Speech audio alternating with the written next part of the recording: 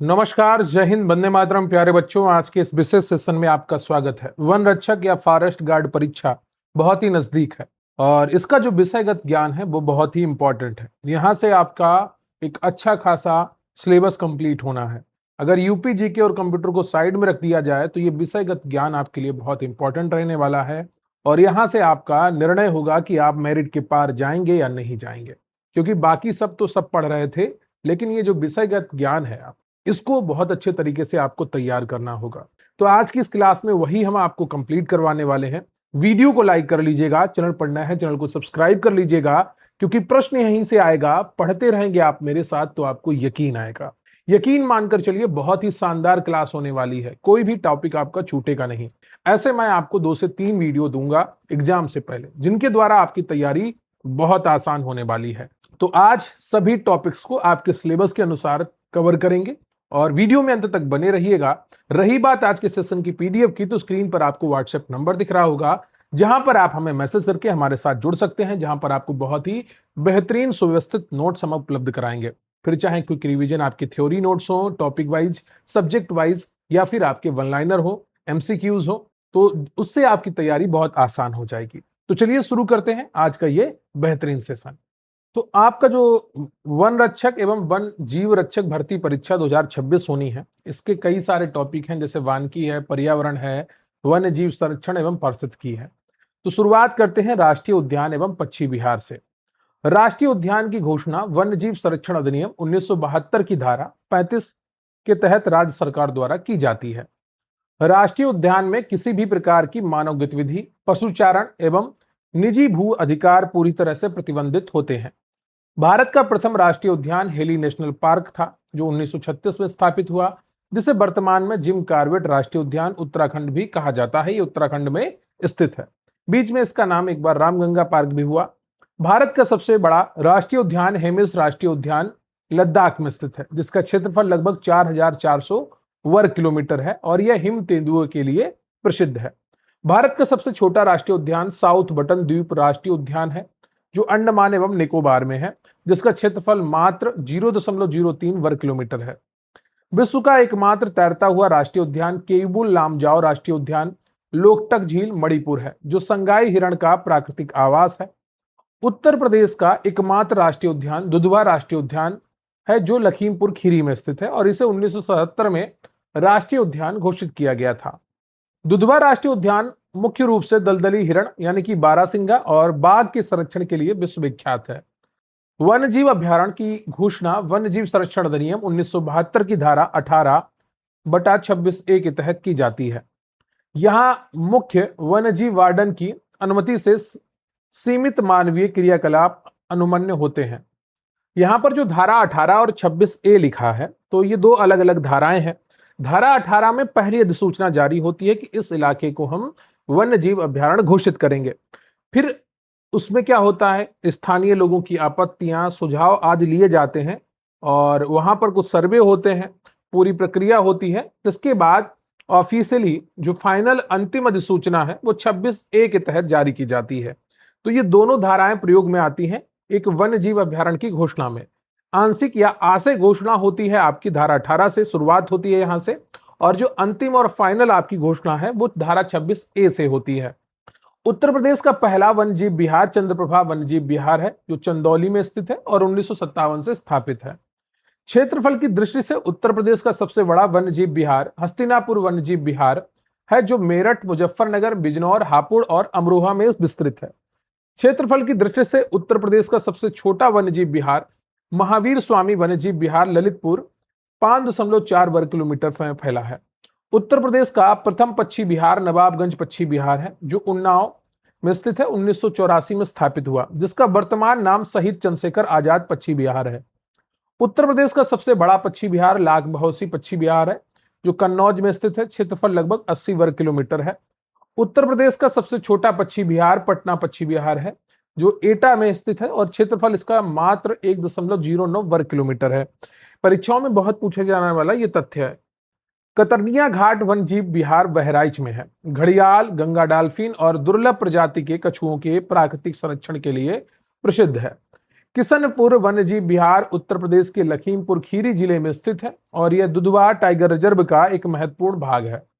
वखीरा पक्षी विहार संत कबीर नगर उत्तर प्रदेश का एक प्रमुख पक्षी अभ्यारण्य तथा घोषित रामसर आर्द्रभूमि स्थल है। सांडी पक्षी विहार हरदोई और समसपुर पक्षी विहार रायबरेली दोनों ही अंतरराष्ट्रीय महत्व के रामसर आर्द्रभूमि स्थल हैं। पार्वती अर्गा पक्षी विहार गोंडा दो गोखुर झीलों पर स्थित एक महत्वपूर्ण रामसर पक्षी अभ्यारण्य है। सूर सरोवर पक्षी विहार कीठम झील आगरा रामसर स्थल के साथ साथ भालू संरक्षण केंद्र के लिए प्रसिद्ध है। केवलादेव घाना राष्ट्रीय उद्यान भरतपुर राजस्थान साइबेरियाई सारस के शीतकालीन प्रवास के लिए प्रसिद्ध यूनेस्को विश्व धरोहर स्थल है। भारत में बर्डमैन ऑफ इंडिया के नाम से विख्यात डॉक्टर सलीम अली के नाम पर सलीम अली पक्षी विहार चोराव दीव गोवा में स्थित है। इंपॉर्टेंट है, पूछा जाता है। काजीरंगा राष्ट्रीय उद्यान असम विश्व में 2/3 एक सींग वाले गैंडों का एक प्राकृतिक आवास है। गिर राष्ट्रीय उद्यान गुजरात में स्थित है। विश्व में एशियाई शेर का एकमात्र प्राकृतिक वास स्थल है। दाचीगाम राष्ट्रीय उद्यान जम्मू एवं कश्मीर में स्थित है। विशेष रूप से संकटापन्न हंगुल, जिसे कश्मीरी स्टैग के नाम से भी जानते हैं, के संरक्षण के लिए जाना जाता है। साइलेंट वैली राष्ट्रीय उद्यान केरल में स्थित है। पलक्कड़ जिले में कुंती पूजा नदी के तट पर स्थित है और ये शेर जैसी पूंछ वाले बंदर के लिए प्रसिद्ध है। Lion tailed macaque. भारत का प्रथम समुद्री राष्ट्रीय उद्यान कच्छ की खाड़ी समुद्री राष्ट्रीय उद्यान जामनगर गुजरात 1982 से स्थापित है। कंचनजंगा राष्ट्रीय उद्यान सिक्किम में है। भारत का एकमात्र मिश्रित यूनेस्को विश्व धरोहर स्थल है। भारत में वर्तमान में कुल 106 राष्ट्रीय उद्यान है तथा 573 वन्यजीव अभ्यारण्य है। से अधिक यहां पर गलत लिखा है, उसको सही कर लीजिएगा। 573 वन्यजीव अभ्यारण्य अधिसूचित है। ठीक है, कितने हैं? 573 है। इसको से अधिक मैं सही करवा दूंगा। अब बात करेंगे आरक्षित वन और संरक्षित वन की। भारत में वनों का कानूनी वर्गीकरण मुख्य रूप से भारतीय वन अधिनियम 1927 के प्रावधानों के अनुसार किया जाता है। आरक्षित वन का प्रावधान भारतीय वन अधिनियम 1927 के अध्याय 2 धारा 3 से 27 के अंतर्गत किया गया है। राज्य सरकार को किसी भी वन भूमि या बंजर भूमि को आरक्षित वन गठित करने की अधिसूचना जारी करने का अधिकार धारा 4 के तहत प्राप्त है। आरक्षित वन घोषित करने की प्रक्रिया में भूमि व अधिकारों के दावों की जांच और निपटारा करने के लिए वन बंदोबस्त अधिकारी की नियुक्ति धारा 6 के तहत की जाती है। आरक्षित वन की अंतिम औपचारिक घोषणा भारतीय वन अधिनियम 1927 की धारा 20 के तहत राज्य गजट में प्रकाशित की जाती है। धारा 26 के तहत आरक्षित वनों में बिना पूर्व लिखित अनुमति के वृक्ष काटना, लकड़ी एकत्र करना, शिकार करना, आग लगाना या पशु चराना दंडनीय अपराध है। आरक्षित वन का मूल विधिक सिद्धांत है, यहां सब कुछ पूर्णतः प्रतिबंधित है जब तक कि स्पष्ट रूप से अनुमति ना दी गई हो। संरक्षित वन क्या है का प्रावधान भारतीय वन अधिनियम 1927 की धारा 4 अध्याय 4 और धारा 29 से 34 के अंतर्गत किया गया है। जो संरक्षित वन है, प्रोटेक्टेड फॉरेस्ट हैं, उनका प्रावधान भारतीय वन अधिनियम 1927 के अध्याय 4 धारा 29 से 34 के अंतर्गत किया गया है। राज्य सरकार को किसी भी ऐसे राजकीय वन भूमि को जो आरक्षित वन ना हो संरक्षित वन घोषित करने की शक्ति धारा 29 प्रदान करती है। संरक्षित वन का मूल विधिक सिद्धांत है, यहां सभी गतिविधियां अनुमन्य हैं जब तक कि राज्य सरकार द्वारा स्पष्ट रूप से प्रतिबंधित ना की गई हो। तो दो चीजें हैं, जो आपका आरक्षित वन क्षेत्र है वहां का मूल सिद्धांत है, यहां सब कुछ पूर्णतः प्रतिबंधित है जब तक कि स्पष्ट रूप से अनुमति ना दी गई हो। और जो संरक्षित वन है वहां का मूल सिद्धांत क्या है? यहां सभी गतिविधियां अनुमन्य हैं जब तक कि राज्य सरकार द्वारा स्पष्ट रूप से प्रतिबंधित ना किया गया हो। धारा 30 के तहत राज्य सरकार संरक्षित वन में किसी विशिष्ट वृक्ष प्रजाति जैसे सागौन, साल को आरक्षित वृक्ष घोषित कर सकती है और 30 वर्ष तक के लिए वन बंद कर सकती है। ग्राम वन का गठन भारतीय वन अधिनियम 1927 की धारा 28 के तहत किसी ग्राम समुदाय के उपयोग हेतु किया जाता है। भारतीय वन सर्वेक्षण के अनुसार भारत के कुल अभिलेखित वन क्षेत्र में लगभग 53.3% आरक्षित वन, 34.4% संरक्षित वन और 12.3% अवर्गीकृत वन है। उत्तर प्रदेश के कुल अभिलेखित वन क्षेत्र में आरक्षित वनों का हिस्सा सर्वाधिक लगभग 7.9% है। संरक्षित वन 6.98% है तथा अवर्गीकृत वन 20.23% है। अवर्गीकृत वन वे वन क्षेत्र हैं जिन्हें ना तो आरक्षित और ना ही संरक्षित घोषित किया गया है। वे अक्सर राजस्व विभाग या स्थानीय समुदाय के अधीन होते हैं।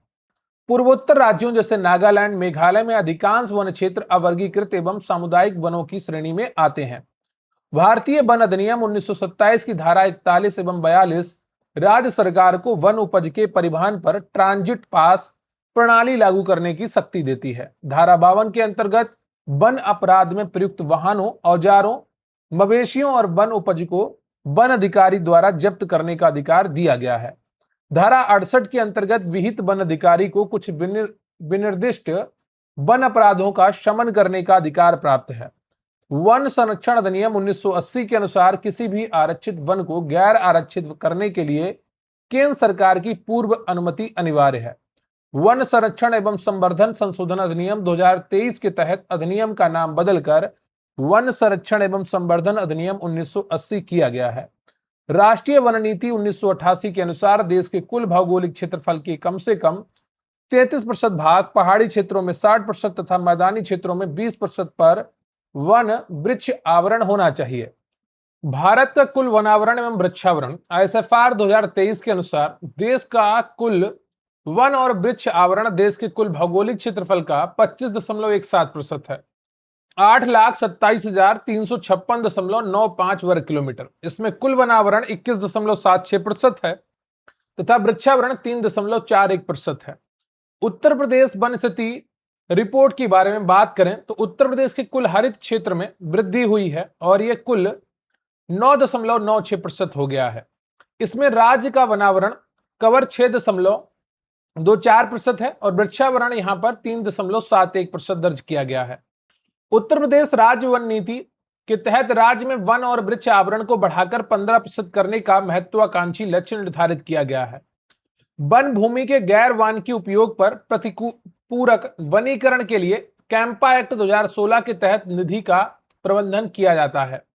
कैंपा फंड में जमा राशि का 90% हिस्सा राज्य कैंपा प्राधिकरण को और 10% हिस्सा राष्ट्रीय कैंपा प्राधिकरण को प्राप्त होता है।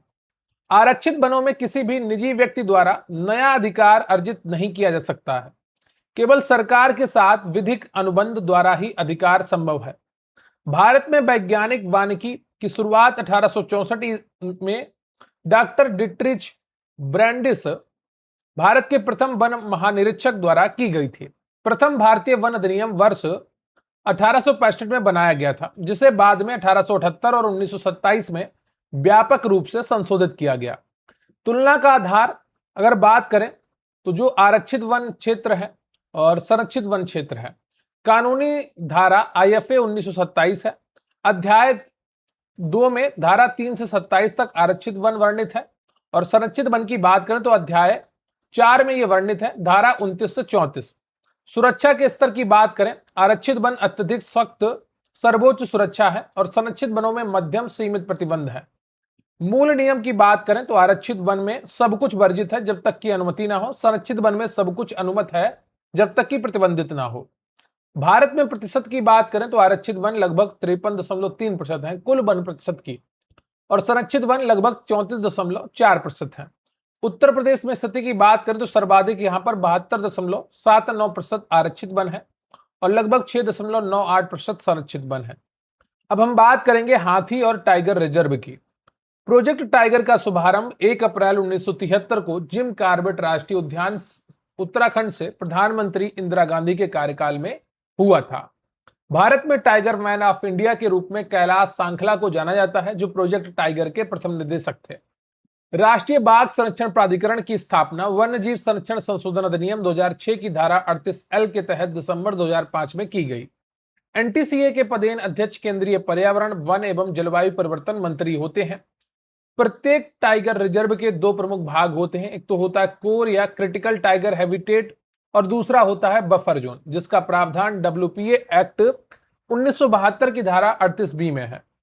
उत्तर प्रदेश में वर्तमान में 4 टाइगर रिजर्व हैं। एक है दुधवा, दूसरा है अमानगढ़, तीसरा है पीलीभीत और चौथा है रानीपुर। उत्तर प्रदेश का पहला tiger reserve Dudhwa tiger reserve है। जिसकी स्थापना 1987-88 में हुई है, जिसमें Dudhwa NP national park, Kishanpur WLS और कतनिया घाट WLS शामिल हैं। वाइल्ड WLS का मतलब है वाइल्ड लाइफ सेंचुरी, ठीक है, यानी कि वन्य जीव अभ्यारण्य। उत्तर प्रदेश का दूसरा tiger reserve Amangarh tiger reserve Bijnor में 2012 में स्थापित हुआ, जो मूल रूप से जिम कार्बेट का बफर क्षेत्र है। उत्तर प्रदेश का तीसरा tiger reserve Pilibhit tiger reserve है, 2014 में स्थापित होता है, जिसे निर्धारित समय से पहले बाघों की आबादी दोगुनी करने के लिए अंतरराष्ट्रीय TX2 अवार्ड से सम्मानित किया जा चुका है। उत्तर प्रदेश का चौथा और भारत का 53वां tiger reserve Ranipur tiger reserve है, जो 2022 से स्थापित है और जो बुंदेलखंड क्षेत्र का पहला टाइगर रिजर्व है। भारत का 54वां टाइगर रिजर्व वीरांगना दुर्गावती टाइगर रिजर्व है, मध्य प्रदेश में है, 2023 में इसकी स्थापना होती है। 55वें टाइगर रिजर्व की बात करें तो धौलपुर करौली टाइगर रिजर्व है, राजस्थान में, 2023 में इसकी अधिसूचना जारी होती है। भारत का 56वां टाइगर रिजर्व की बात करें तो गुरु घासीदास तमोर पिंगला टाइगर रिजर्व है, जो छत्तीसगढ़ में है। यह मनेन्द्रगढ़, चिरमिरी, भरतपुर, कोरिया और सूरजपुर जिलों में 2829 वर्ग किलोमीटर से अधिक क्षेत्र में फैला भारत का तीसरा सबसे बड़ा टाइगर रिजर्व है। भारत का 57वां tiger reserve Ratapani tiger reserve है, जो मध्य प्रदेश में है। ये रायसेन और सीहोर जिलों में विस्तृत है और यूनेस्को विश्व धरोहर स्थल भीमबेटका पाषाण आश्रय के समीप स्थित है। भारत का 58वां tiger reserve Madhav tiger reserve है, जो शिवपुरी मध्य प्रदेश में है। यह भारत राजस्थान के रणथंभौर और मध्य भारत के बीच महत्वपूर्ण गलियारा बनाता है। इसके जुड़ने से मध्य प्रदेश में कुल 9 टाइगर रिजर्व और भारत में कुल 58 टाइगर रिजर्व हो गए हैं।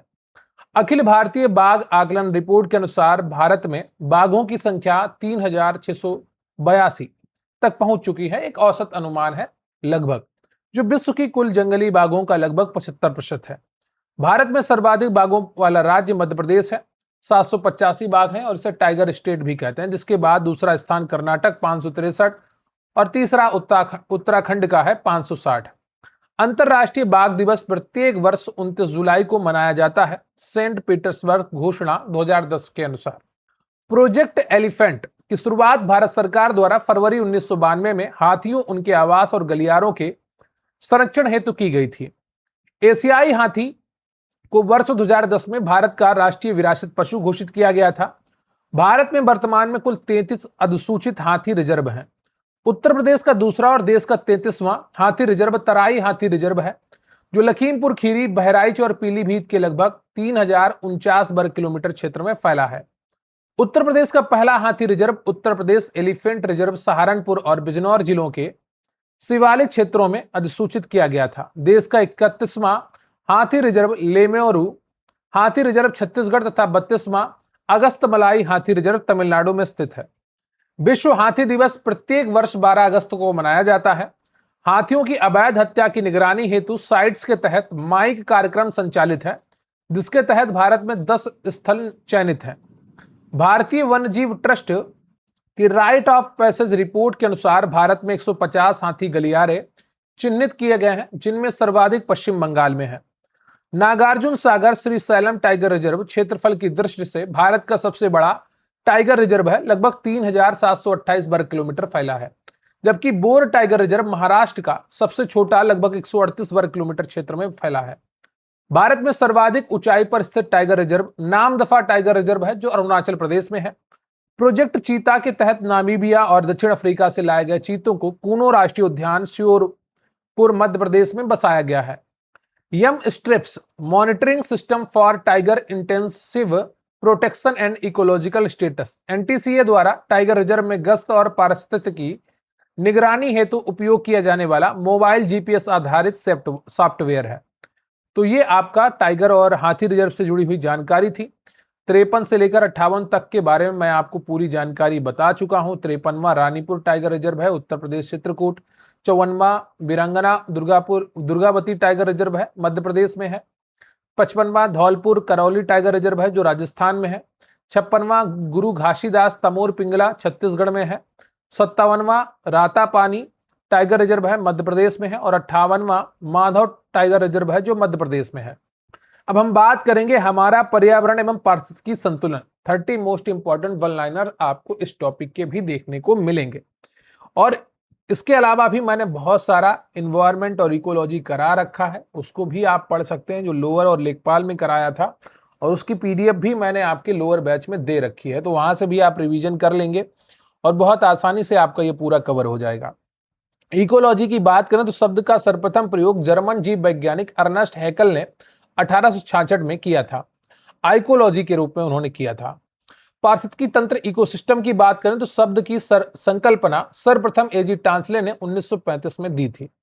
परितंत्र के दो प्रमुख संगठक होते हैं, यानी कि इकोसिस्टम या पारिस्थितिकी तंत्र के दो प्रमुख घटक होते हैं। एक तो होता है जैविक घटक, दूसरा जिसमें उत्पादक आते हैं, उपभोक्ता आते हैं और अपघटक आते हैं। दूसरा होता है अजैविक घटक, इसमें ताप आता है, प्रकाश आता है, जल आता है, मृदा और खनिज आते हैं।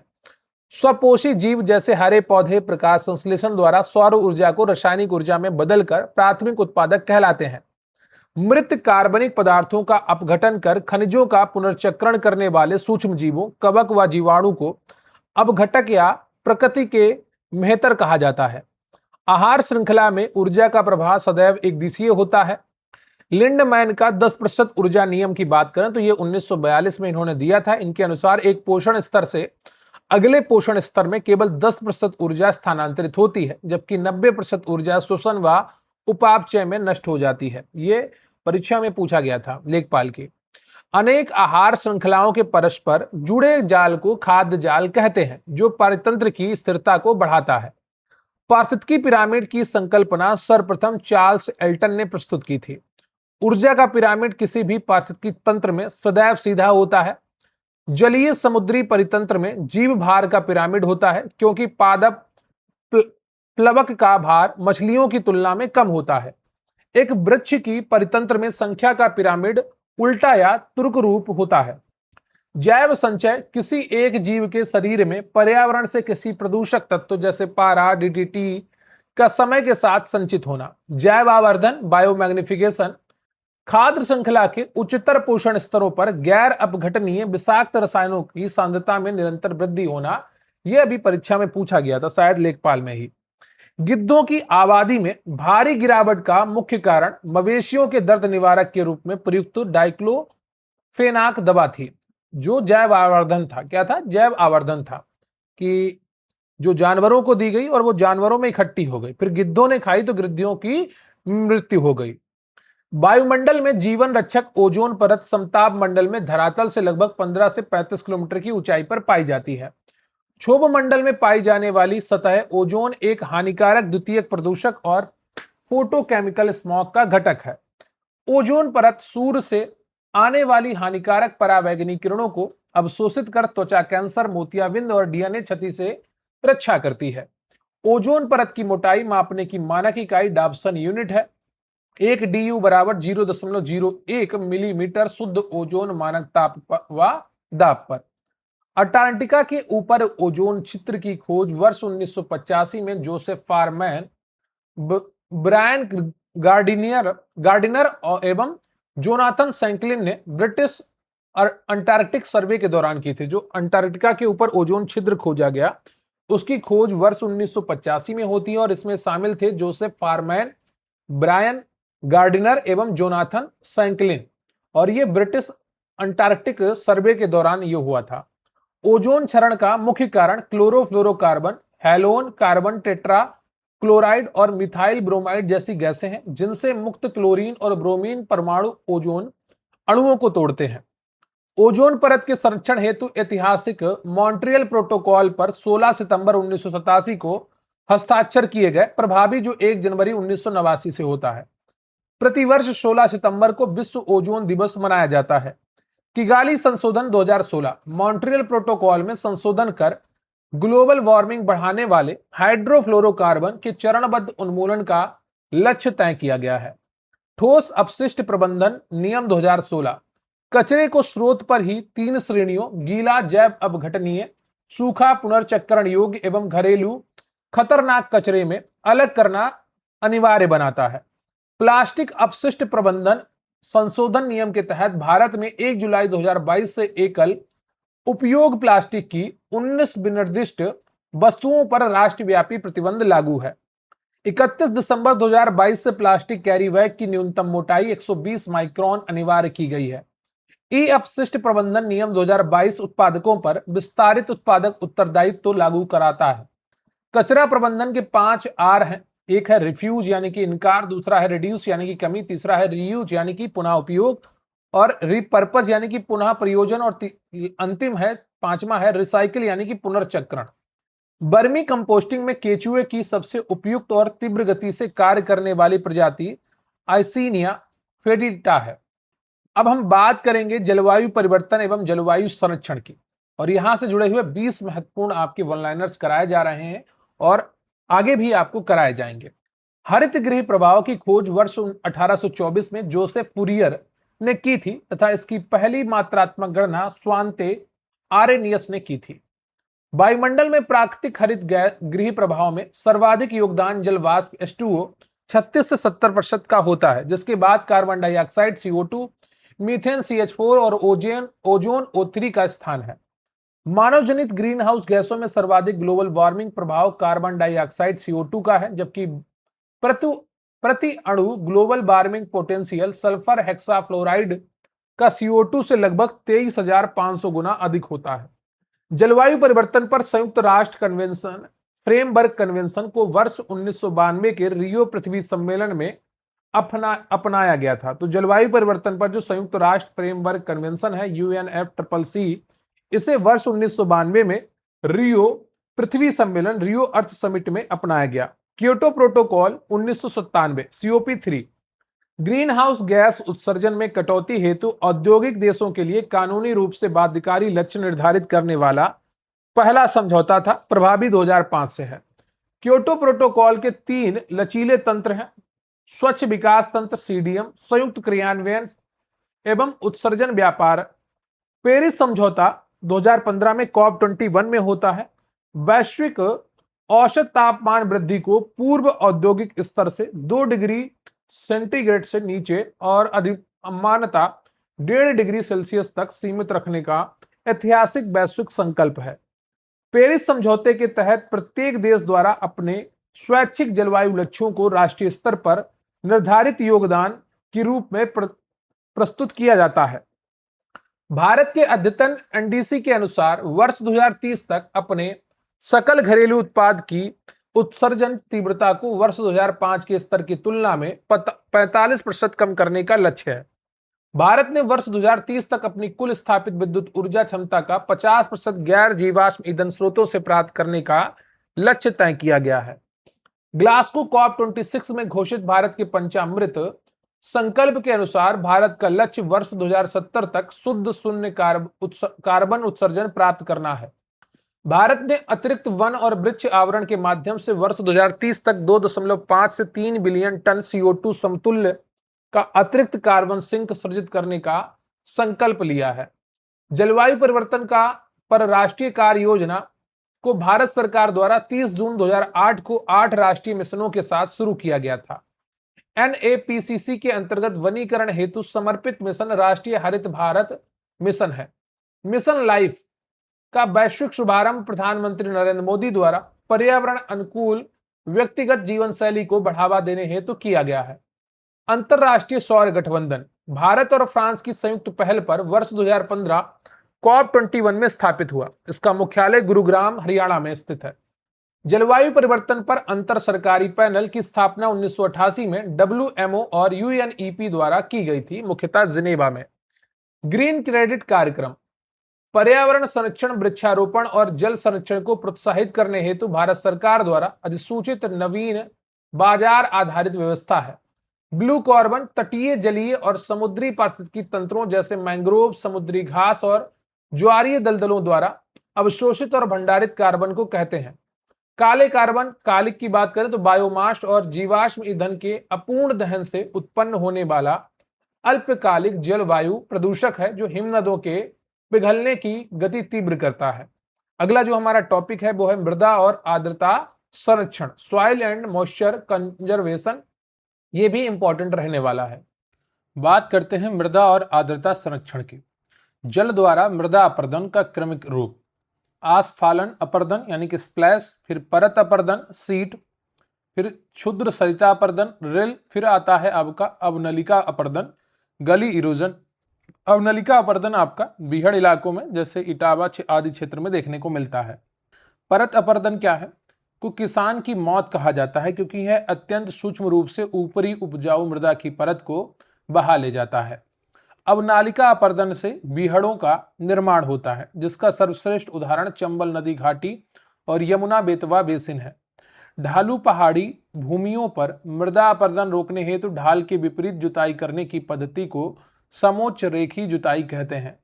तीव्र ढलानों पर सीढ़ीनुमा खेत बनाकर जल प्रवाह की गति कम करने की विधि को सोपान कृषि या सीढ़ीदार खेती कहते हैं। शुष्क एवं अर्ध शुष्क क्षेत्रों में तीव्र पवनों द्वारा होने वाले मृदा क्षरण को रोकने के लिए खेतों की मेड़ों पर वृक्षों की कतारें लगाना रक्षक मेखला वायुरोधी पट्टी कहलाता है। मल्चिंग क्या है? खेत की मिट्टी की सतह को पुआल, सूखी पत्तियों या प्लास्टिक सीट से ढकना, जिससे मृदा नमी का बाष्पीकरण रुकता है और खरपतवार नियंत्रित रहते हैं। मृदा स्वास्थ्य कार्ड योजना 19 फरवरी 2015 को सूरतगढ़ राजस्थान से शुरू की गई थी, जिसका उद्देश्य या ध्येय वाक्य स्वस्थ धरा खेत हरा है। तो जो मृदा स्वास्थ्य कार्ड योजना है 19 फरवरी 2015 को शुरू होती है, कहां से? सूरतगढ़ राजस्थान से, और इसका जो ध्येय वाक्य है वो है स्वस्थ धरा खेत हरा। मृदा स्वास्थ्य कार्ड में 12 प्रमुख मापदंडों का परीक्षण किया जाता है, जैसे मैक्रो न्यूट्रिएंट्स, सेकेंडरी न्यूट्रिएंट्स और माइक्रो न्यूट्रिएंट्स, एवं भौतिक मापदंड जैसे पीएच, ईसी, ओसी। भारतीय मृदा विज्ञान संस्थान भोपाल मध्य प्रदेश में स्थित है। Indian institute of soil science, केंद्रीय मृदा एवं जल संरक्षण अनुसंधान एवं प्रशिक्षण संस्थान देहरादून उत्तराखंड में स्थित है। क्षारीय एवं ऊसर मृदा के सुधार के लिए जिप्सम CSA4.2H2O तथा पायराइट्स का उपयोग किया जाता है। अम्लीय मृदा के सुधार हेतु चूना का प्रयोग किया जाता है। लवणीय क्षारीय भूमि में हरी खाद के रूप में ढैंचा की फसल उगाना सर्वाधिक लाभकारी होता है।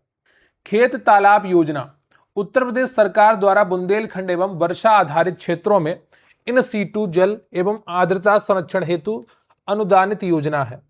पहाड़ी नालों एवं धाराओं पर पत्थरों, तारों के जाल से निर्मित छोटे अवरोधों को गेबियन संरचनाएं चेक डैम कहते हैं, जो गाद रोकते हैं और जल संचयन बढ़ाते हैं। वनों में जल व नवी संरक्षण हेतु समोच्च रेखाओं और खोदी जाने वाली खाइयों को कंटूर ट्रेंच कहते हैं। स्वस्थ कृषि मृदा में मृदा कार्बनिक कार्बन का स्तर कम से कम 0.75% होना चाहिए। भारतीय मृदाओं में यह प्रायः 0.5% से कम है। खसखस वेटिवर ग्रास अपनी गहरी व सघन जड़ों के कारण बांधों एवं ढलानों पर जैव इंजीनियरिंग द्वारा मृदा क्षरण रोकने हेतु आदर्श मानी जाती हैं। प्रतिवर्ष 5 दिसंबर को विश्व मृदा दिवस मनाया जाता है। अब हम बात करेंगे वनीकरण एवं कृषि वानिकी की। गैर वन भूमि जहां पहले कभी वन नहीं थे, वहां वृक्षारोपण करना वनीकरण कहलाता है, जबकि नष्ट हुए वन क्षेत्र पर पुनः वृक्ष लगाना पुनर्वनीकरण कहलाता है। सामाजिक वानिकी शब्द का सर्वप्रथम प्रयोग 1968 में जेसी वेस्टोबी ने किया था और इसे 1976 में राष्ट्रीय कृषि आयोग ने लोकप्रिय बनाया। सामाजिक वानिकी की 3 प्रमुख अंग हैं: कृषि वानिकी, ग्रामीण सामुदायिक वानिकी एवं शहरी वानिकी। भारत विश्व का पहला देश है जिसने फरवरी 2014 में एक व्यापक राष्ट्रीय कृषि वानिकी नीति लागू की। एग्री सिल्वीकल्चर एक ही भूमि पर एक साथ कृषि फसलों के साथ साथ बहुवर्षीय इमारती ईंधन वृक्षों को उगाना है। तो जो एग्री सिल्वीकल्चर है, इसमें क्या करते हैं? कृषि फसल भी करते हैं और बहुत बहुवर्षीय इमारती ईंधन, जैसे खेत के चारों तरफ सागौन के पेड़ लगा दिए। सिल्वो पास्टरल प्रणाली चारागाह विकास एवं पशुचारण के साथ वानिकी वृक्षों का संयोजन। एग्री हार्टी सिल्वीकल्चर खाद्यान्न फसलें प्लस फलदार उद्यानिकी वृक्ष प्लस काष्ठीय वन वृक्षों का बहुस्तरीय समन्वित मॉडल।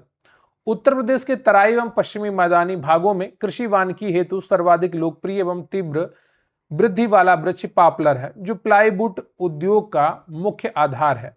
सफेदा यूकेलिप्टिस कृषि वानिकी में तीव्र काष्ठ उत्पादन हेतु उपयोगी है, परंतु अत्यधिक जल अवशोषण के कारण इसे पारिस्थितिकी आतंकवादी भी कहा जाता है। जो सफेदा है, यूकेलिप्टिस है, यह ऑस्ट्रेलिया से भारत में लाया गया था क्योंकि भारत में बहुत सी जगहें दलदली थीं तब, तो उन दलदली इलाकों में लगाने के लिए इसको लाया गया, लेकिन बाद में इसका प्रयोग उसमें होने लगा, जो जो बांस बल्ली का बिजनेस है उसमें बड़े पैमाने पर होने लगा, तो जिसके कारण ये बहुत ज़्यादा खेती होने लगी और इसे पार्की का आतंकवादी भी कहते हैं, क्योंकि ये बहुत गहराई से जल खींच लेता है। सुबुबुल नाइट्रोजन स्थिरीकरण करने वाला, तीव्र गति से बढ़ने वाला बहुउद्देशीय चारा एवं ईंधन वृक्ष है।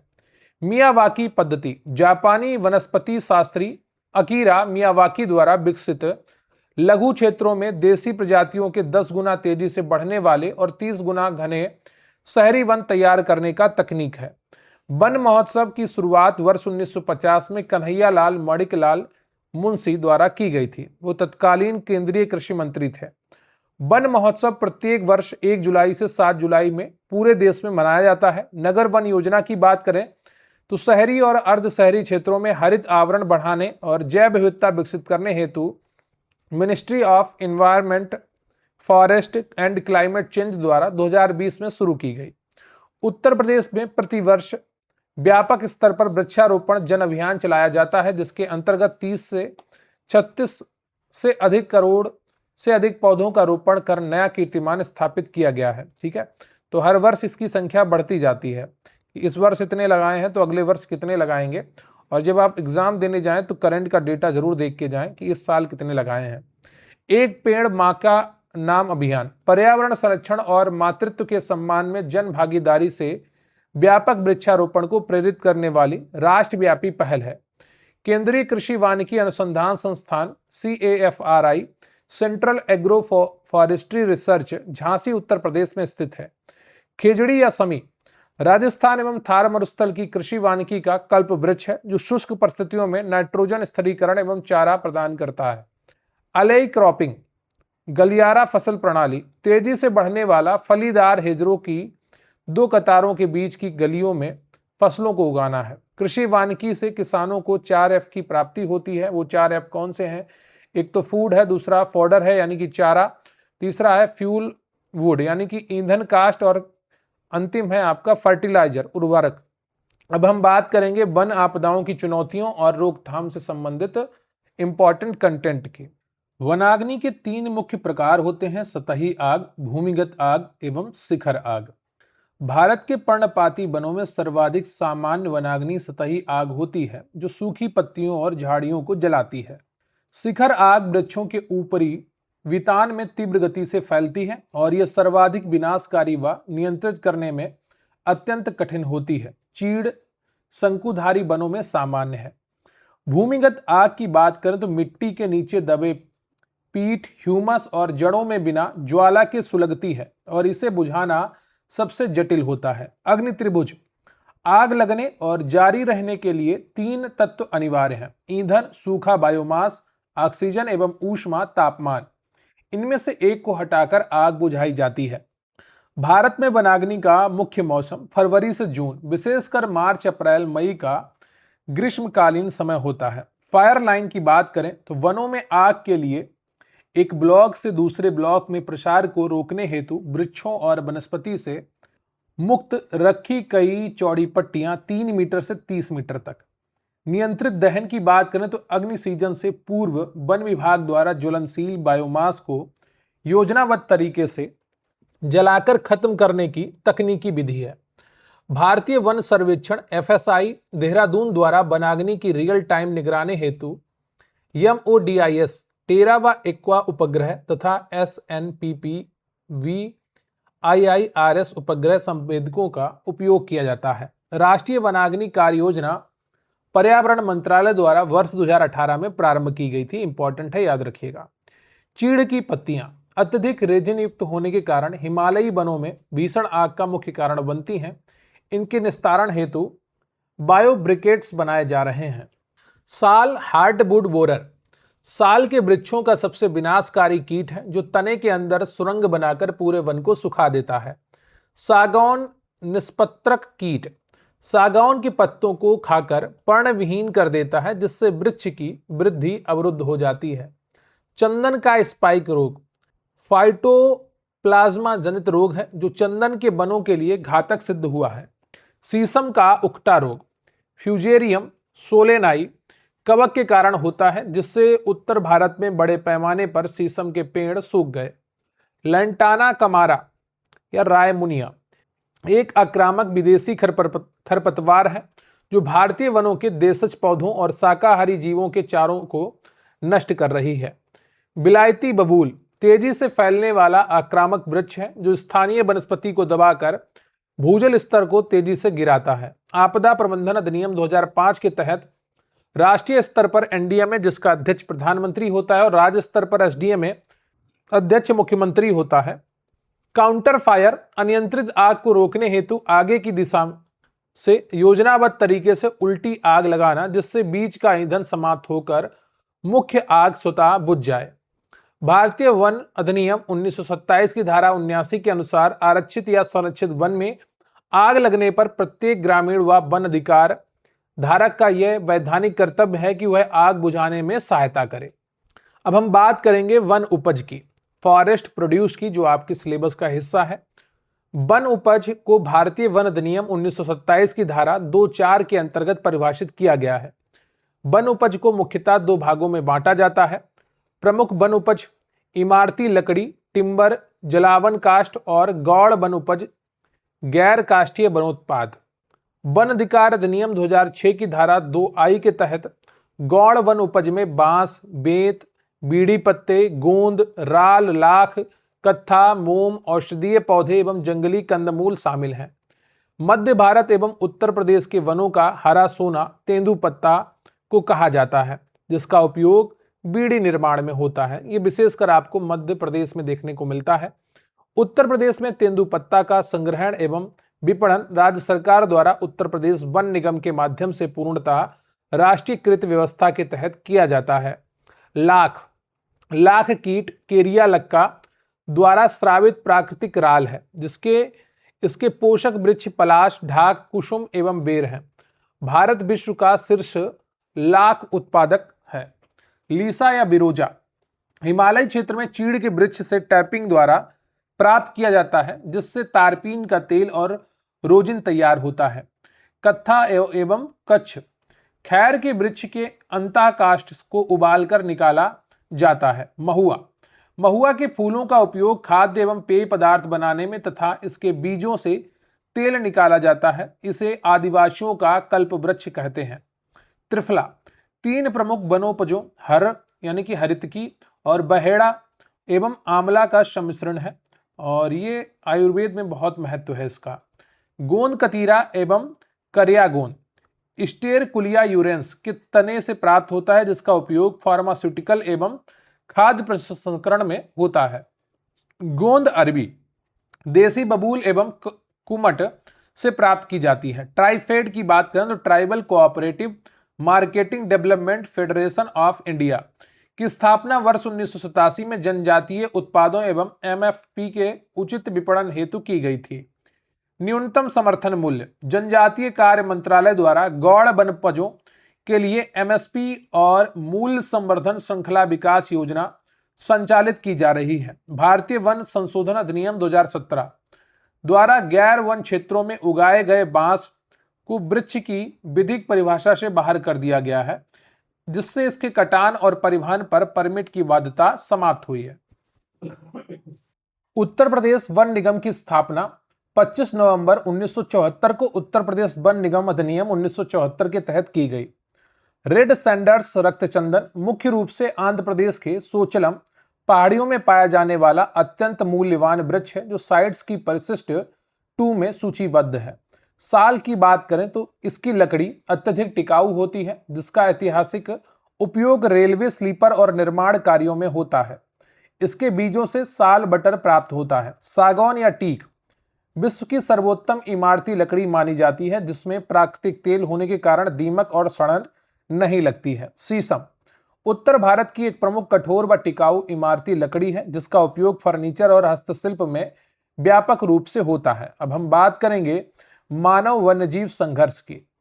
मानव वन्यजीव संघर्ष HWC का प्राथमिक कारण वनों का विखंडन, गलियारों का अवरुद्ध होना तथा वन्यजीवों के प्राकृतिक शिकार आधार में कभी आना है।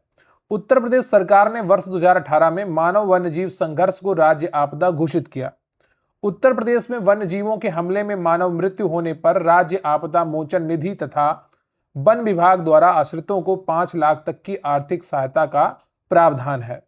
वन्य जीव संरक्षण अधिनियम 1972 की धारा 11(1)(a) के तहत राज्य के मुख्य वन्य जीव वार्डन को किसी अनुसूची 1 के खतरनाक वन्य जीव को पकड़ने या मारने की अनुमति देने का अधिकार है। अधिनियम की धारा 11(2) के अनुसार आत्मरक्षा में या किसी अन्य व्यक्ति की जान बचाने के लिए सद्भावना पूर्वक किसी वन्य जीव को मारना या घायल करना अपराध नहीं माना जाता। धारा 62 के तहत केंद्र सरकार अधिसूचना जारी कर किसी क्षेत्र में विशेष में कुछ विनिर्दिष्ट वन्य जीवों जैसे नीलगाय, जंगली सुअर को एक निश्चित अवधि के लिए उपद्रवी जीव घोषित कर सकती है। प्रोजेक्ट रिहैब हाथियों को मानव बस्तियों में आने से रोकने हेतु खादी एवं ग्रामोद्योग आयोग द्वारा मधुमक्खी वक्षों को बाड़ लगाने की अभिनव पहल है। हाथियों को रेलवे ट्रैक पर रेलगाड़ियों से टकराने से बचाने हेतु पूर्वोत्तर सीमांत रेलवे और रेल मंत्रालय द्वारा गजराज सुरक्षा प्रणाली AI आधारित ऑप्टिकल फाइबर सेंसर लागू की गई है। प्लान भी रेलवे पटरियों के पास हाथियों को भगाने के लिए मधुमक्खियों की भनभनाहट की आवाज निकालने वाला ध्वनि उपकरण है। सौर ऊर्जा झटका बाण गैर घातक DC करंट का झटका देकर फसलों को जंगली सुअर और नीलगाय से बचाती है। जैव बाण खेतों की सीमाओं पर कांटेदार झाड़ियां जैसे रामबांस, करौंदा या लेमन ग्रास लगाना जिससे वन्यजीव खेतों में प्रवेश ना करें। उत्तर प्रदेश के तराई क्षेत्रों लखीमपुर, पीलीभीत, बहराइच में गन्ना की खेती तेंदुए और बाघों के लिए स्यूडो फॉरेस्ट छद्म वन का कार्य करती हैं, जो मानव तेंदुआ संघर्ष का बड़ा कारण है। संघर्ष प्रवण वन विभागों ने आपात स्थिति से निपटने हेतु वन विभाग द्वारा त्वरित प्रतिक्रिया और प्राथमिक प्रतिक्रिया दल गठित किए गए हैं। वन्य जीवों को सुरक्षित पकड़ने के लिए प्रयुक्त ट्रैंक्विलाइजर गन में मुख्य रूप से केटामिन एवं जायलेजिन दवाओं का विहित अनुपात में उपयोग किया जाता है। उत्तर प्रदेश के बहराइच जिले में भेड़ियों के मानव संघर्ष को नियंत्रित करने हेतु वन विभाग द्वारा ऑपरेशन भेड़िया संचालित किया गया। रेडियो कॉलरिंग समस्याग्रस्त बाघों, तेंदुओं और हाथियों के गले में GPS VHF कॉलर लगाकर उनकी आवाजाही पर 24 घंटे उपग्रह निगरानी रखी जाती है। इको ब्रिज एवं अंडरपास राष्ट्रीय राजमार्गों एवं रेलवे लाइनों पर वन्य जीवों के सुरक्षित आवागमन हेतु बनाए जाते हैं। उदाहरण के लिए NH44 पेंच गलियारा। फसलों को नीलगाय से बचाने के लिए उत्तर प्रदेश में वैज्ञानिकों द्वारा हर्बल नीलगाय रिप्लेंट का छिड़काव अनुशंसित किया गया है। वन मित्र ऐप साथी प्रणाली ग्रामीणों को वन सीमा के निकट हिंसक वन्य जीवों की उपस्थिति का रियल टाइम अलर्ट भेजने की डिजिटल प्रणाली है। राष्ट्रीय वन्यजीव कार्य योजना में मानव वन्यजीव संघर्ष न्यूनीकरण को एक प्राथमिक कार्य एजेंडा के रूप में शामिल किया गया है। अब हम बात करेंगे वन पर्यावरण और उसके लाभ की। मिलेनियम इकोसिस्टम असेसमेंट के अनुसार वनों की पारिस्थितिकी सेवाओं को 4 श्रेणियों में बांटा गया है। प्रावधानकारी, नियामक, सहायक एवं सांस्कृतिक। वनों द्वारा लकड़ी, खाद्य, जल, औषधि और रेशा प्रदान करना प्रावधानकारी सेवा का उदाहरण है। वनों द्वारा जलवायु नियंत्रण, कार्बन अवशोषण, बाढ़ नियंत्रण और जल शोधन नियामक सेवा के अंतर्गत आते हैं। मृदा निर्माण, पोषक चक्र और प्रकाश संश्लेषण वनों की सहायक सेवाएं हैं। वन पर्यावरण में कार्बन सिंक के रूप में कार्य करते हैं। वे प्रकाश संश्लेषण में CO2 अवशोषित कर बायोमास और मृदा में कार्बन जमा करते हैं। भारत वन स्थिति रिपोर्ट के अनुसार भारत के वनों में कुल कार्बन स्टॉक लगभग 7,204 मिलियन टन आकलित है। वन कार्बन स्टॉक में सर्वाधिक हिस्सेदारी लगभग 56% मृदा कार्बन की होती है, जिसके बाद ऊपरी भूमि बायोमास का स्थान है। वन प्राकृतिक स्पंज की भांति कार्य कर वर्षा जल के रिसाव को बढ़ाते हैं और भूजल पुनर्भरण सुनिश्चित करते हैं। ग्रीन मफलर ध्वनि प्रदूषण को नियंत्रित करने हेतु सड़कों और औद्योगिक क्षेत्रों के किनारे 4 से 6 पंक्तियों में घने सदाबहार वृक्षों जैसे अशोक, नीम, जामुन लगाना, जो 10 से 15 डेसिबल तक ध्वनि कम करते हैं। पादप उपचार की बात करें तो प्रदूषित मृदा और जल से भारी धातुओं व विषैले रसायनों को पौधों और वृक्षों द्वारा अवशोषित कर पर्यावरण शुद्ध करने की हरित तकनीकी है। वन वाष्पोत्सर्जन द्वारा वायुमंडल में नमी बढ़ाकर स्थानीय सूक्ष्म जलवायु को ठंडा रखते हैं और बादलों के संघनन में सहायक होते हैं। शहरी ताप द्वीप प्रभाव। कंक्रीट के शहरों में बढ़ते तापमान को नगर वनों और हरित पट्टियों के माध्यम से 2 से 8 डिग्री सेल्सियस तक कम किया जा सकता है। वनस्पति आवरण नदियों के जलग्रहण क्षेत्रों में गाद को रोककर बांधों एवं जलाशयों की आयु बढ़ाता है। परागकण सेवा। वन विभिन्न कीटों, मधुमक्खियों और पक्षियों को आश्रय प्रदान करते हैं, जो निकटवर्ती कृषि फसलों के परागण और उत्पादन हेतु अत्यंत आवश्यक है। तटीय मैंग्रोव वन चक्रवात, सुनामी और समुद्री तूफानी लहरों के विरुद्ध जैव ढाल के रूप में कार्य करते हैं। वनों से निकलने वाले बाष्पशील कार्बनिक यौगिक रोगाणुरोधी गुण रखते हैं और वायु को जीवाणु मुक्त बनाते हैं। पारिस्थितिकी पदचिह्न किसी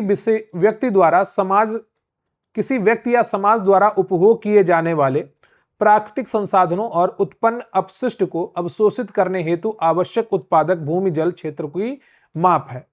प्राकृतिक पूंजी पृथ्वी के प्राकृतिक संसाधनों वन, जल, वायु, खनिज का भंडार है, जो अनवरत पारिस्थितिकी सेवाएं प्रदान करता है। इको टूरिज्म पर्यावरण को क्षति पहुंचाए बिना प्राकृतिक क्षेत्रों की यात्रा करना, जिससे स्थानीय समुदायों का आजीविका और संरक्षण को बल मिलता है। अर्थ ओवरशूट डे वह तारीख जिस दिन मानवता उस वर्ष के लिए पृथ्वी के पुनरुत्पादक प्राकृतिक संसाधनों का पूर्ण उपभोग कर लेती है। अब हम बात करेंगे वन एवं वन्यजीव संरक्षण की। 30 मोस्ट इंपॉर्टेंट वन लाइनर्स आपको यहां पर देखने को मिलेंगे, जो आपकी परीक्षा के लिए बहुत इंपॉर्टेंट रहने वाले हैं। वन्यजीव संरक्षण अधिनियम 1972 9 सितंबर 1972 को लागू हुआ। इसमें कुल 7 अध्याय और 66 धाराएं थीं।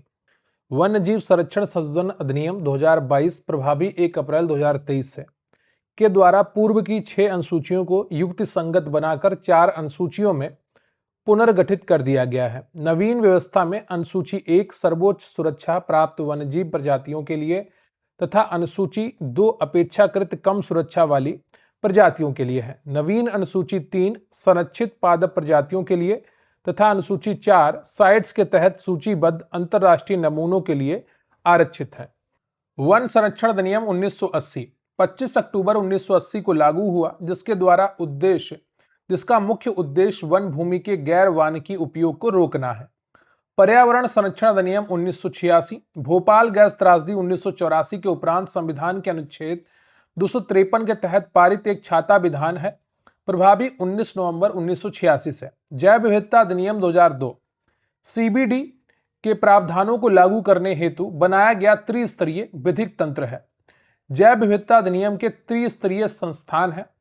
राष्ट्रीय स्तर पर राष्ट्रीय जैव विविधता प्राधिकरण एनबीए चेन्नई 2003 में, और राज्य स्तर पर राज्य जैव विविधता बोर्ड जैसे एसबीबी है। उत्तर प्रदेश राज्य जैव विविधता बोर्ड, इसका मुख्यालय लखनऊ में है, एवं स्थानीय स्तर पर बीएमसी होता है। प्रत्येक स्थानीय निकाय में जैव विविधता रजिस्टर तैयार करने की जिम्मेदारी जैव विविधता प्रबंधन समिति बीएमसी की होती है। 42वें संविधान संशोधन अधिनियम 1976 द्वारा वन और वन्यजीवों एवं पक्षियों का संरक्षण को राज्य सूची से हटाकर समवर्ती सूची में प्रविष्ट संख्या 17A और 17B में शामिल किया गया है। संविधान का अनुच्छेद 48 से राज्य के नीति निर्देशक तत्वों राज्य को पर्यावरण की रक्षा और सुधार करने तथा देश के वनों और वन्यजीवों की सुरक्षा का निर्देश देता है। 42वें संशोधन द्वारा जोड़ा गया है। संविधान का अनुच्छेद 51A(g) मौलिक कर्तव्य की बात करता है और भारत के प्रत्येक नागरिक का कर्तव्य है कि वह वनों, झीलों, नदियों और वन्यजीवों सहित प्राकृतिक पर्यावरण की रक्षा एवं संवर्धन करे। वन्यजीव अपराध नियंत्रण ब्यूरो वन्यजीव सुरक्षा अधिनियम की धारा 38(22) के तहत गठित एक सांविधिक बहु अनुशासनात्मक निकाय है। इसका मुख्यालय नई दिल्ली में है। IUCN international union for conservation of nature की स्थापना 5 अक्टूबर 1948 माउंटेन ब्लो फ्रांस में हुई थी। इसका मुख्यालय ग्लैंड स्विट्जरलैंड में है। संकटग्रस्त प्रजातियों की आधिकारिक रेड डेटा बुक वर्ष 1964 से निरंतर IUCN द्वारा प्रकाशित की जा रही है। कहीं कहीं पर आपको ग्लैंड भी लिखा मिलेगा और ग्लैंड भी। साइट्स की बात करें तो convention on international trade in endangered species को वाशिंगटन कन्वेंशन 1973 भी कहते हैं। प्रभावी ये 1975 में हुआ। ये लुप्त प्राय जीवों व वनस्पतियों के अंतर्राष्ट्रीय व्यापार को नियंत्रित करता है। ट्रैफिक की बात करें तो trade records analysis of flora and fauna in commerce वन्यजीव व्यापार निगरानी नेटवर्क है, जिसकी स्थापना 1976 में IUCN और WWF द्वारा की गई थी। स्वस्थानीय संरक्षण, वन्य जीवों को उनके प्राकृतिक आवास में संरक्षित करना, उदाहरण के लिए राष्ट्रीय उद्यान, वन्यजीव अभ्यारण्य, बायोस्फीयर रिजर्व, पवित्र उपवन। पर स्थानीय संरक्षण की अगर बात करें तो संकटग्रस्त प्रजातियों को उनके प्राकृतिक वास से बाहर कृत्रिम अनुकूल परिवेश में बचाना, उदाहरण के लिए चिड़ियाघर, वनस्पति उद्यान, जीन बैंक, बीज बैंक और क्रायो प्रिजर्वेशन। भारत में कुल 18 बायोस्फीयर रिजर्व हैं, जिनमें से 12 बायोस्फीयर रिजर्व यूनेस्को के मैब कार्यक्रम की वैश्विक सूची में शामिल है। भारत का प्रथम biosphere reserve Nilgiri biosphere reserve 1986 में स्थापित हुआ। तमिलनाडु, केरल, कर्नाटक में यह फैला है। प्रोजेक्ट हंगुल कश्मीरी हिरण के संरक्षण हेतु 1970 में IUCN और WWF के सहयोग से प्रारंभ किया गया था। मगरमच्छ संरक्षण परियोजना UNDP और FAO के सहयोग से भारत में 1975 में शुरू की गई थी। प्रोजेक्ट राइनो एक सींग वाले गैंडों के संरक्षण हेतु 1987 में प्रारंभ किया गया। इंडियन राइनो मिशन विजन 2020 भी है। प्रोजेक्ट स्नो लेपर्ड उच्च हिमालयी क्षेत्रों में हिम तेंदुओं के संरक्षण हेतु 2009 में प्रारंभ किया गया था। प्रोजेक्ट डॉल्फिन गंगा और समुद्री डॉल्फिन के संरक्षण हेतु 15 अगस्त 2020 को घोषित किया गया। गंगा डॉल्फिन भारत का राष्ट्रीय जलीय जीव 2009 में घोषित हुई है। राष्ट्रीय गंगा नदी डॉल्फिन दिवस प्रत्येक वर्ष 5 अक्टूबर को मनाया जाता है। गिद्ध संरक्षण एवं प्रजनन केंद्र उत्तर प्रदेश में जटायु संरक्षण एवं प्रजनन केंद्र महाराजगंज जिले के फरेंदा में स्थापित किया गया है। कुकरैल घड़ियाल पुनर्वास केंद्र उत्तर प्रदेश के लखनऊ में स्थित एक प्रसिद्ध घड़ियाल एवं कछुआ संरक्षण व प्रजनन केंद्र है। राष्ट्रीय हरित अधिकरण की स्थापना NGT एक्ट 2010 के तहत 18 अक्टूबर 2010 को पर्यावरण मामलों के त्वरित निपटारे हेतु की गई थी। प्रधान पीठ इसकी नई दिल्ली में है। अब हम बात करेंगे भारतीय अर्थव्यवस्था में वनों का योगदान। राष्ट्रीय लेखा सांख्यिकी के अनुसार भारत के सकल मूल्य वर्धन में वानिकी एवं लट्ठा लट्ठी क्षेत्र का प्रत्यक्ष योगदान लगभग 1.2% से 1.5% है। भारत में लगभग 27.5 करोड़ से 30 करोड़ ग्रामीण एवं जनजातीय आबादी अपनी आजीविका, ईंधन, पशु चारा और गौड़ वनोपज हेतु प्रत्यक्ष या आंशिक रूप से वनों पर निर्भर है।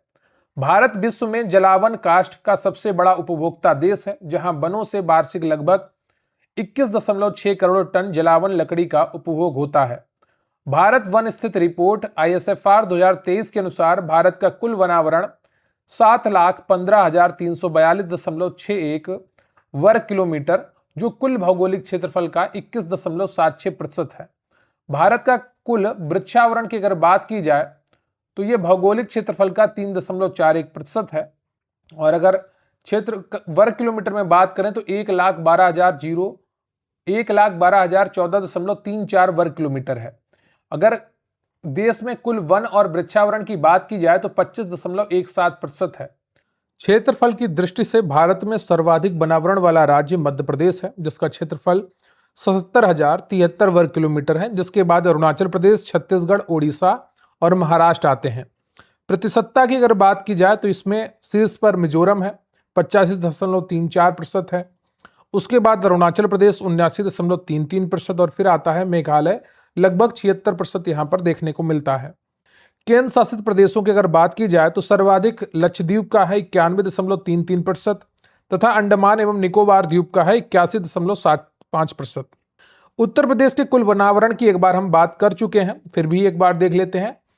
15,045.80 वर्ग किलोमीटर यानी कि 6.24% कुल वनावरण है, जिसमें से 3.71% वृक्षावरण है और ये टोटल हो जाता है वृक्षावरण और कुल वनावरण मिलाकर आपका 9.96%। उत्तर प्रदेश में क्षेत्रफल एवं प्रतिशत दोनों दृष्टियों से सर्वाधिक वनावरण वाला जिला सोनभद्र है, जहां पर 2,407.87 वर्ग किलोमीटर क्षेत्रफल है। उत्तर प्रदेश में वनावरण क्षेत्रफल में सोनभद्र के बाद क्रमशः लखीमपुर खीरी आता है, फिर मिर्जापुर आता है और फिर आपका पीलीभीत आता है, जहां पर लगभग 685+ वर्ग किलोमीटर का स्थान है। उत्तर प्रदेश में सबसे कम वनावरण वाला क्षेत्रफल प्रतिशत एवं क्षेत्रफल में दोनों में भदोही संत रविदास नगर है। उत्तर प्रदेश में सबसे कम वनावरण वाले जिलों में बढ़ते क्रम में सबसे कम आएगा भदोही संत रविदास नगर का, जहां पर 5.22 वर्ग किलोमीटर है। उसके बाद मऊ जिला आता है जहां पर 11.37 वर्ग किलोमीटर है। फिर संभल जिला आता है 12.47 वर्ग किलोमीटर। भारत में गैर काष्ठीय वनोत्पाद का वार्षिक व्यापारिक कारोबार 20,000 करोड़ रुपए से अधिक आकलित है। भारत विश्व में लाख का सबसे बड़ा उत्पादक व निर्यातक है, जिसमें झारखंड राज्य का योगदान देश में सर्वाधिक है। वन आधारित उद्योग में कागज एवं लुगदी उद्योग, प्लाईवुड, माचिस, कत्था, रेजिन व हर्बल दवा उद्योग प्रत्यक्ष रूप से लाखों लोगों को रोजगार देते हैं।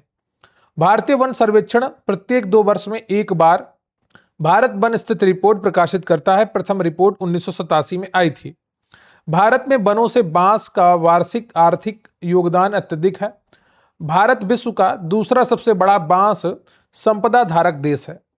भारतीय वानिकी अनुसंधान एवं शिक्षा परिषद देहरादून स्थापना 1986 में स्थित है। वन अनुसंधान संस्थान FRI देहरादून में स्थित है। इसकी स्थापना 1906 में इंपीरियल फॉरेस्ट रिसर्च इंस्टीट्यूट के रूप में हुई थी। अब हम बात करेंगे अपने अगले टॉपिक की, जिसका नाम है वन पारिस्थितिकी यानी कि फॉरेस्ट इकोलॉजी। पारिस्थितिकी अनुक्रमण किसी क्षेत्र में समय के साथ जैविक समुदायों के क्रमिक, सुव्यवस्थित और पूर्वानुमानित प्रतिस्थापन की प्रक्रिया है। संकल्पना F. क्लेमेंट्स एवं हल्ट ने दी थी। नग्न चट्टान या ज्वालामुखी लावा जैसे पूर्व वनस्पति विहीन भूमि पर शुरू होने वाला अनुक्रमण प्राथमिक अनुक्रमण कहलाता है, जहां लाइकेन पुरोगामी प्रजाति होते हैं।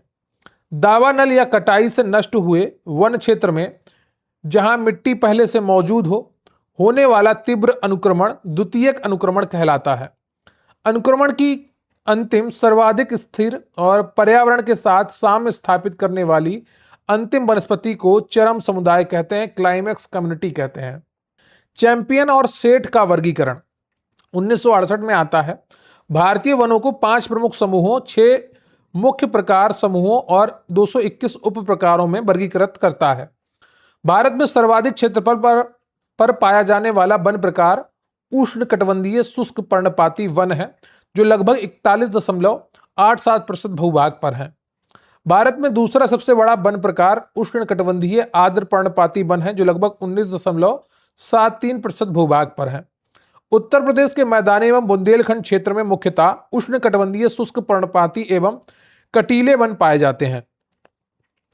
उत्तर प्रदेश के भाबर एवं तराई क्षेत्र में प्रमुख रूप से उष्णकटिबंधीय नम पर्णपाती वन पाए जाते हैं। उष्णकटिबंधीय सदाबहार वन 250 सेंटीमीटर से अधिक वर्षा वाले क्षेत्रों जैसे पश्चिमी घाट, पूर्वोत्तर भारत, अंडमान में पाए जाते हैं। उदाहरण के लिए महोगनी, एबोनी, आबुनुस और रोजवुड।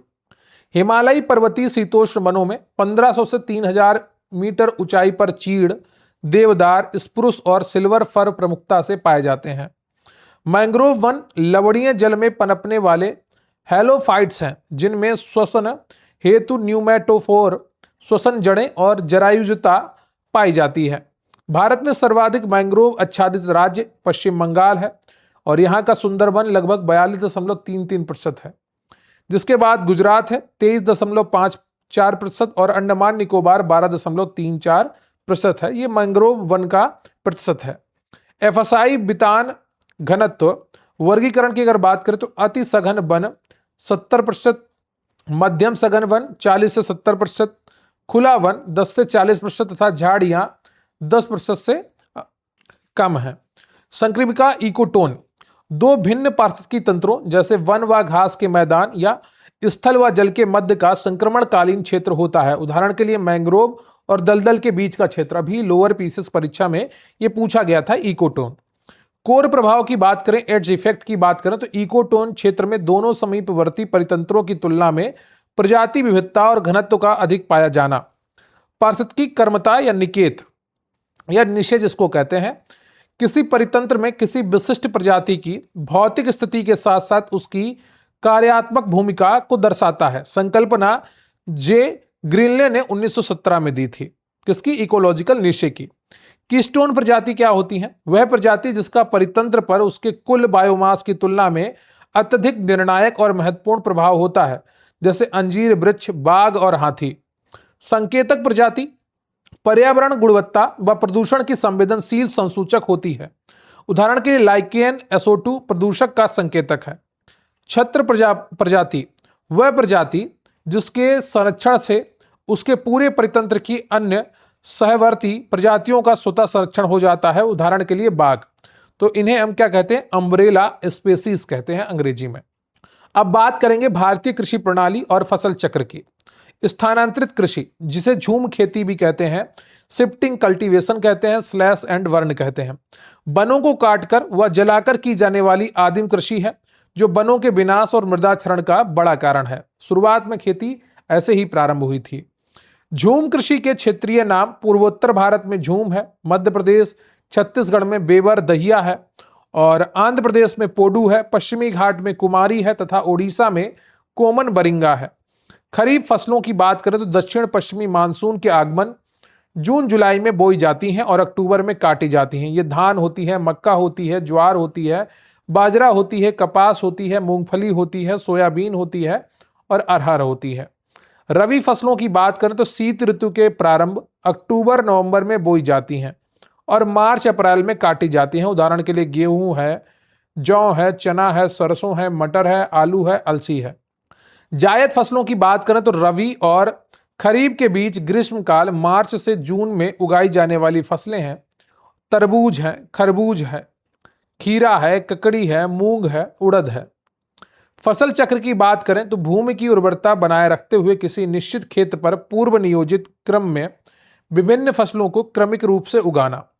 फसल चक्र में दलहनी फसलों को शामिल करने से उनकी जड़ों की ग्रंथियों में मौजूद राइजोबियम जीवाणु वायुमंडलीय नाइट्रोजन का जैविक स्थिरीकरण करते हैं।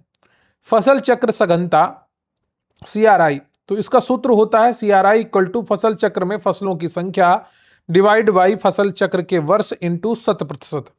यदि एक वर्ष के फसल चक्र में मक्का, आलू, प्याज उगाया जाता है तो फसल चक्र सघनता 300% होगी।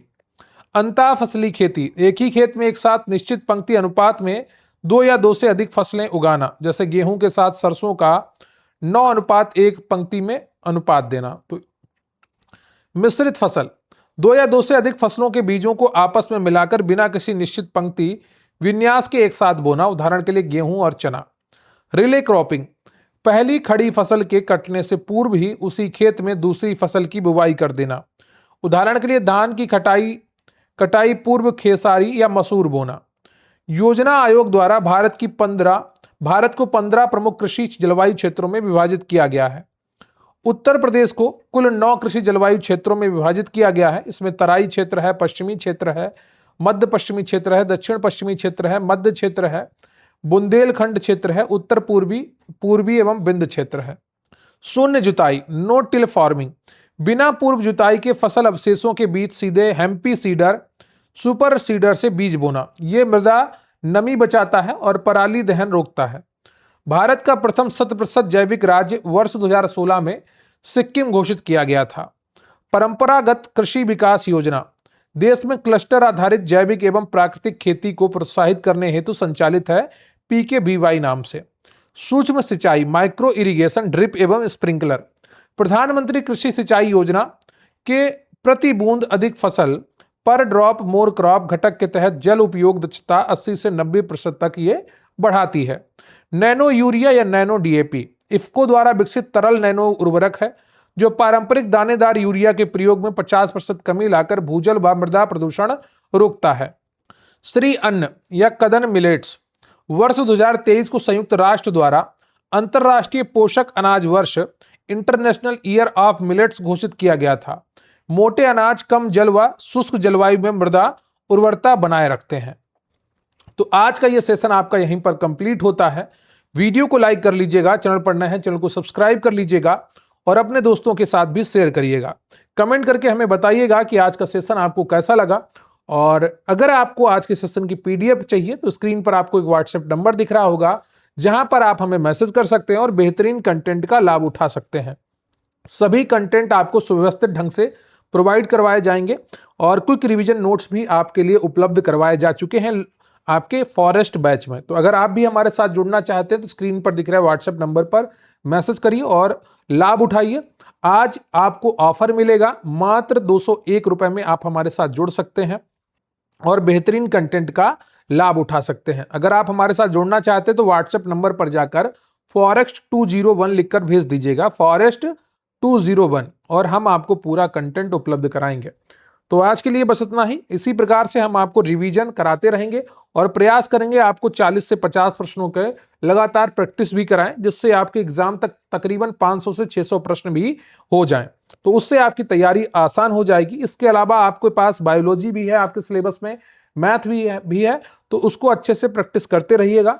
मिलते हैं नेक्स्ट सेशन में, तब तक के लिए जय हिंद, जय भारत।